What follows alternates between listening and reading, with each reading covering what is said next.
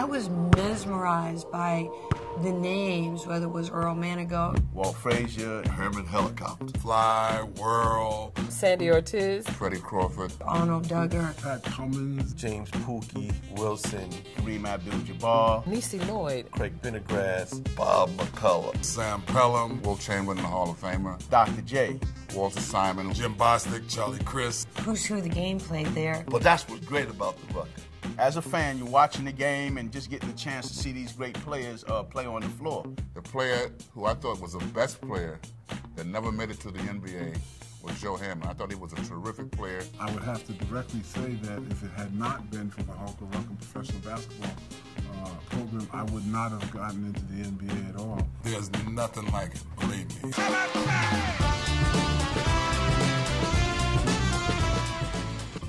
Growing up in the Bronx, you know, my family pretty much kept me in the house. I was pretty isolated to home, you know. My journey to professional basketball started many years ago in the city of Yonkers, where we just kind of grew up playing in the playgrounds. My basketball scene was in the hallway of our apartment, from no further than the stoop, because that's how far I was able to go. Being from Queens, you know, we're across the water, so it was a pilgrimage to come over to Harlem and check out all the players that were playing and the styles that they were playing in.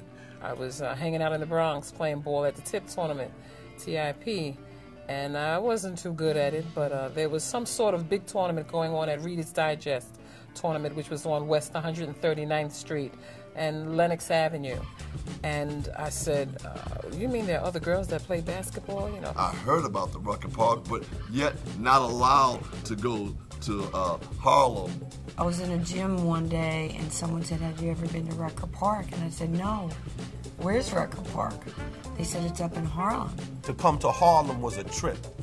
You know, you got to pay a toll, you got to ride an hour train ride.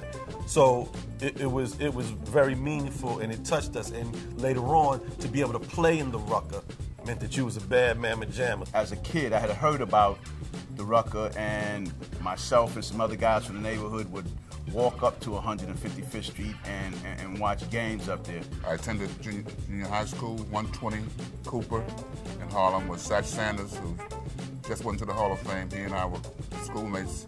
I went to Commerce High School, where I played for 3 years, played basketball for 3 years. I was an All-American, All-City basketball player, first team by every major paper in New York. First time I played basketball, I was probably 5 years old. And I was in elementary school, and we played a game called Army-Navy. And that's where they put 2 basketballs in the middle of the court at the circle, and then they line up about 10 kids even on each side of the extended width of the court. And the teacher would call a number, and from 1 to 10, 1 to 15. And if she called 10, then the 10th person from each team would run to the center of the court, pick up a basketball, and you would try to go to your designated basket and put the ball in, and you'd get a point. And I thought I was a basketball player. They had the 5-on-5, the 3-on-3. I was always the last guy they'd pick, and they said, we got Butch. And I'd get out there, and I made a lot of mistakes. And I would watch the games with Julius Erving, Charlie Scott, with the Virginia Squires, and I'd watch them beat up on Rick Barry and Ollie Taylor and the guys.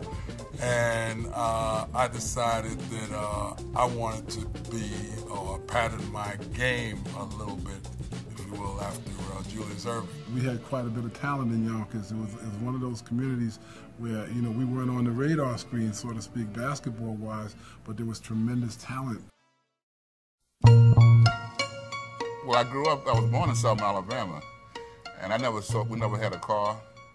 We never had a stove, electric lights, telephones, any of that stuff down in Southern Alabama. At breakfast, you know, we had that standard meal. Oatmeal, which I hate today, a piece of toast, a half an orange, and powdered milk. That was the breakfast. And I remember sometimes, you know, later on in the month, you know, I remember Mom would put the oatmeal and stuff on the table. Then I see she started scraping the pot and there wasn't nothing else there. And I said, hey, Mama, aren't you gonna eat? We were on welfare, and the lights were out. There was no electricity. So how was I going to go to school when there was no money? Somebody needed to go to work. For many of us, it was a way to success. It was a way to achieve. It was a way out of the conditions that we lived in. A lot of the kids in the neighborhoods, that was the easy way out. That was the big dream of, you know, if I make it in the pros, you know, I'll be able to make that big money, which was not the big money that they make today. When we first met Holcomb Rucker, I had a team at Commerce High School, and I took that team and took it to the Holcomb Rucker basketball tournament. It's funny that, you know, the word diversity and inclusion is something that's on the top of our language, you know, for kids today. And when I look back, we were exercising diversity and inclusion before it was even put in the dictionary. I remember one day I told my mom that I was going to the park.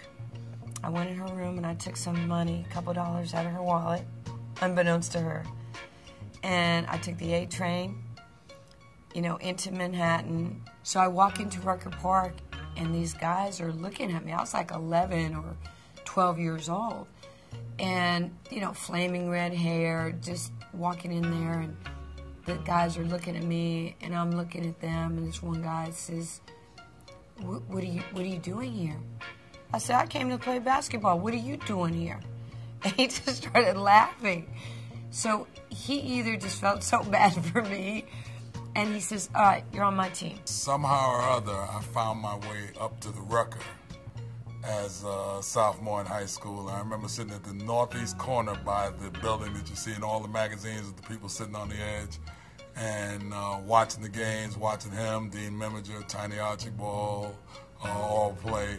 And I decided that from that point on that I wanted to play in the Rucker. When we went to Reader's Digest to play these girls that had got on a bus to come from Philly to play the New York girls, and they were just looking for any girls who played. And that's how I got to hear about Rucker Pro. Somewhere down the line, I started doing Pro-Am.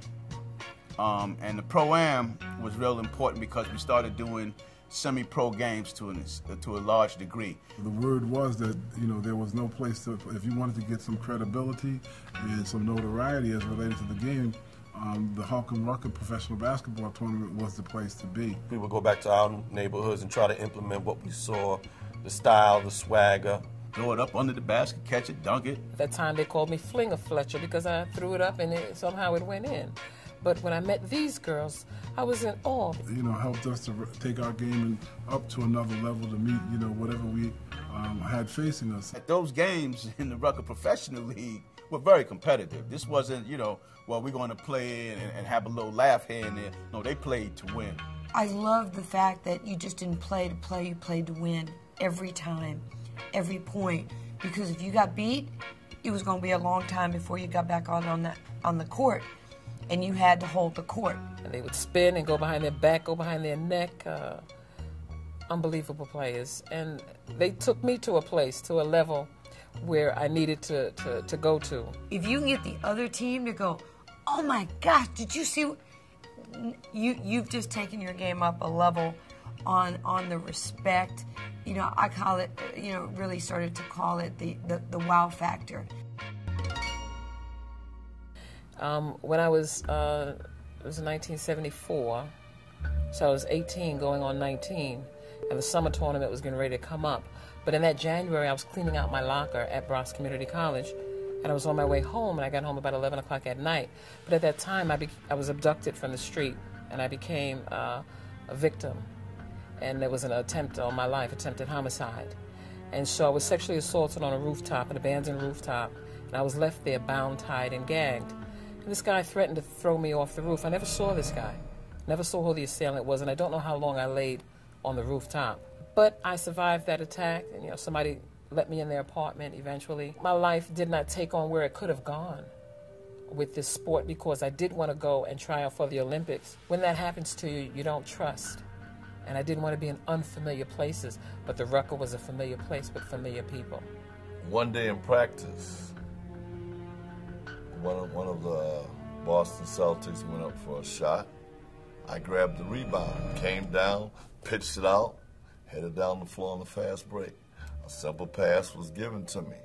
I planted my right foot, went up just to make a layup shot, and my whole world went down the drain. I tore up my knees. When I left New Mexico, you couldn't tell me that I wasn't going to have a 13, 14, 15-year pro career. It didn't work out that way, and for quite a few years, I beat myself up. I went to the Continental League.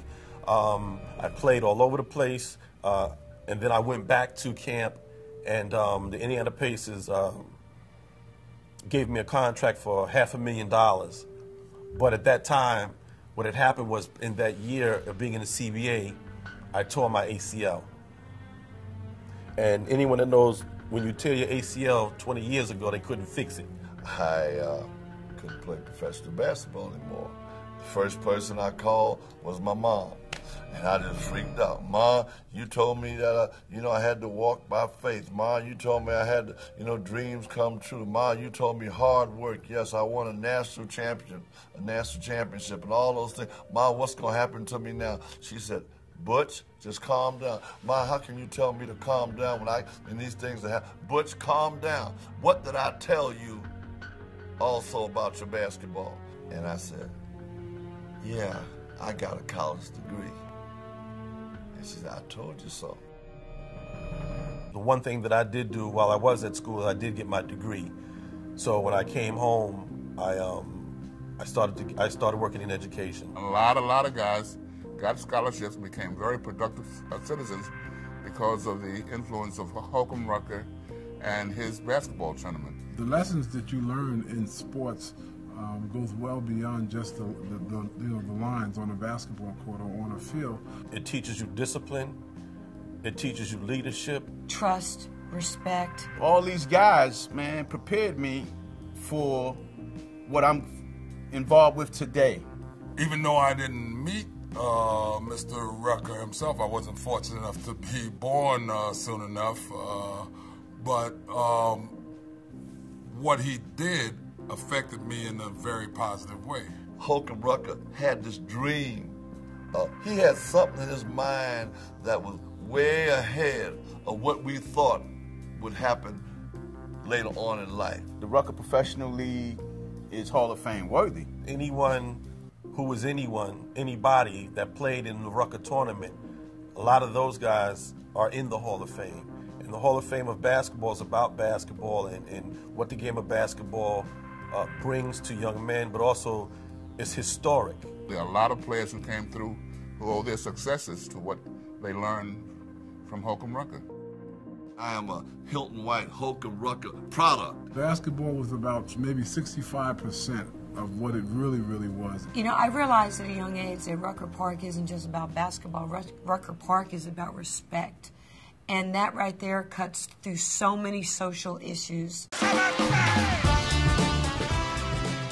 Rucker Park, more than basketball. More than basketball. More than basketball. More than just basketball. Rucker Park is more than just basketball.